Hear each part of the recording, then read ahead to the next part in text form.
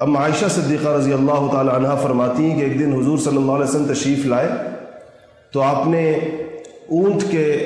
رنگ کی چادر پہنی ہوئی تھی دھاری دار، اور اتنے میں ایک ایک کر کے یہ حضرات تشریف لاتے رہے. پہلے سیدنا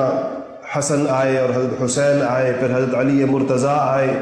پھر فاطمۃ الزہرا رضی اللہ تعالی عنہ آئیں. حضور صلی اللہ علیہ وسلم نے ان سب کو، ان چاروں کو اپنی چادر کے اندر لے لیا، جو چادر آپ نے پہنی ہوئی تھی، اور پھر فرمایا کہ اللہم ہؤلاء اہل بیتی، اللہم ہؤلاء اہلی، کہ یا اللہ یہ میرا اہل ہے. اور اور پھر ان سے فرمایا، یہ آیت تلاوت فرمائی کہ انما یرید اللہ لیذھب عنکم الرجس اہل البیت ویطہرکم تطہیرا.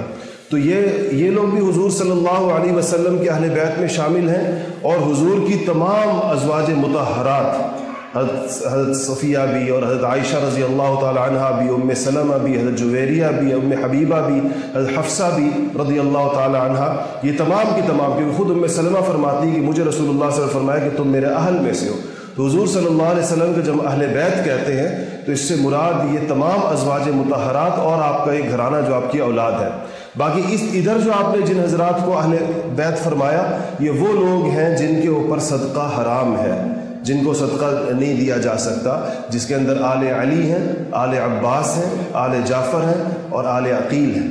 ان کے اوپر ان کا حضور صلی اللہ علیہ وسلم نے کی جو آل کہلاتی ہے، جو آل النبی ہے، جس پر وہ زکوٰۃ دینے کی بھی ممانعت ہے اور جن کو صدقہ نہیں دیا جا سکتا، وہ یہ حضرات ہیں.